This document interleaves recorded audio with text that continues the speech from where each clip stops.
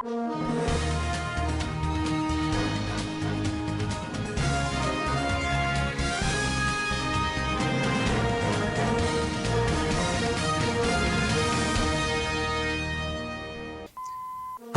against electoral law amendments in Nigeria as Senate fixes emergency plenary on e-transmission of results. JAMB says it's an offense for candidates to conceal their educational status. Zamfara governor unveils a task force to curb illegal drug sales. On business news, tomato farmers allay fears of price hike ahead of Ramadan.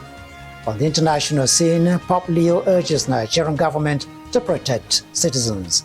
On sports update, Ikorodu go top as Remo drops to 19th. Hello and welcome to SVTV News. My name is Musa Alhaji Muhammad.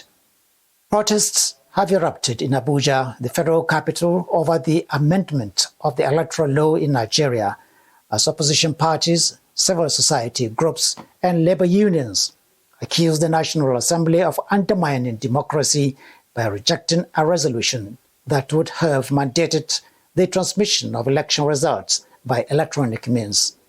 Critics of the measure say it reduces the fairness and credibility of elections and brings back fears of electoral fraud.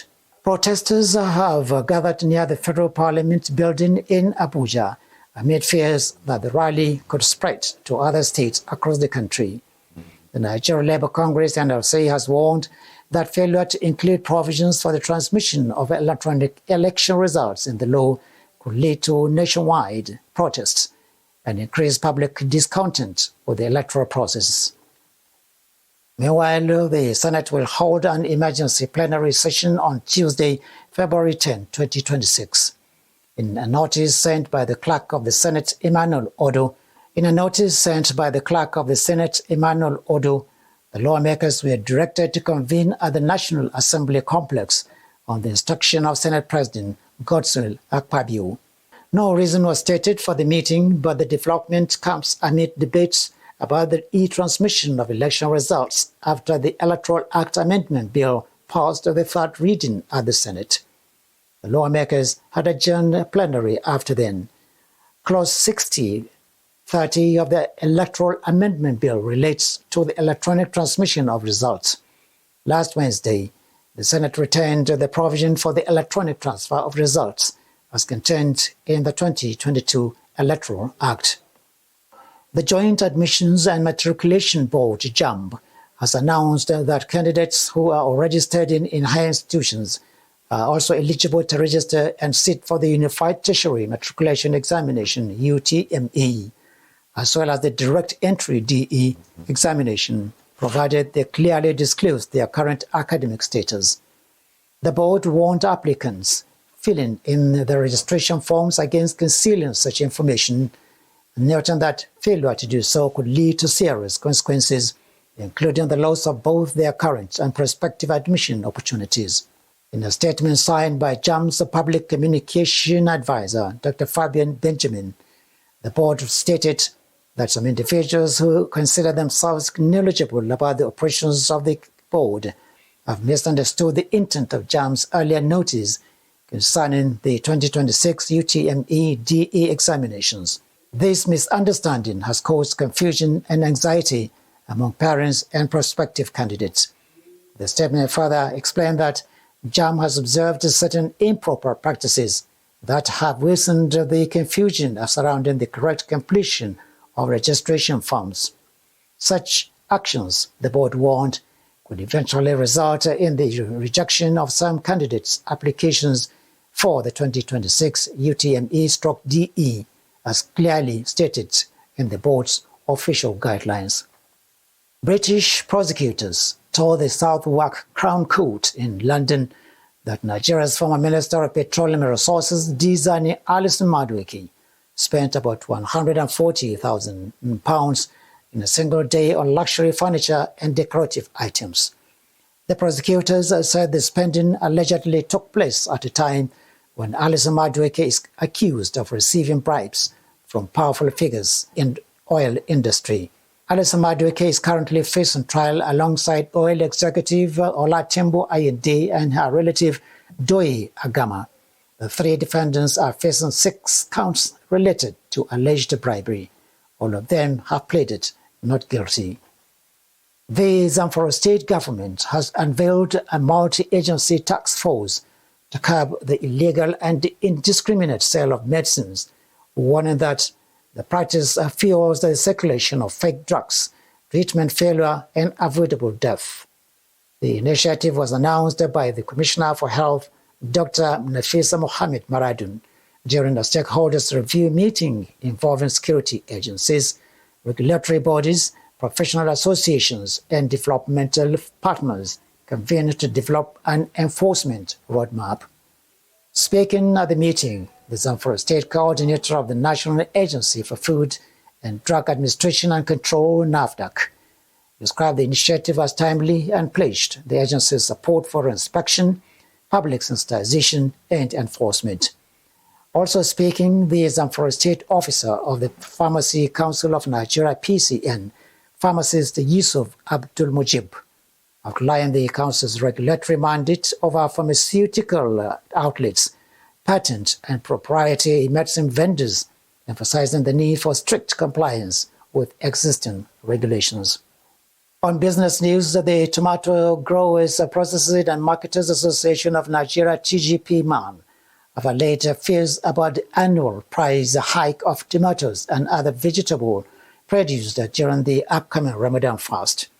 The Kaduna State Chairman of the association, Mr. Rabi Uzuntu, disclosed this in an interview with newsmen in Lagos. Zuntu noted that unlike the usual price hike of tomatoes and peppers during the Ramadan period, this year would be different due to a bounty harvest and timing of the Ramadan fast. According to him, last year, due to the decrease in the price of some grains and some other food items, a lot of farmers up north cultivated more vegetable items. He disclosed that currently a 50 kg basket of tomatoes up north sells between 7,000 and 10,000 naira, depending on the species or size. As of last week and 2 weeks ago, the same quantity sold for as low as 5,000 naira per basket. Due to logistics, a 50 kg basket of tomatoes sells between 18,000 naira and 20,000 naira. Adding that as a chapter, they would like to appreciate the national leadership of the Tomato Farmers Association for all their efforts to ensure that the government intervened to reduce the hardship of the vegetable farmers. They also appealed to the Federal Ministry of Agriculture and Food Security to come to the aid of vegetable farmers in the 2026 planting season, especially in the provision of farm inputs. Now to international news.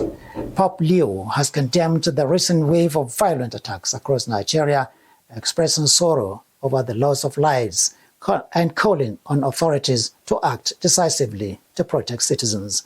Bilkisu Haruna Abdullahi reports.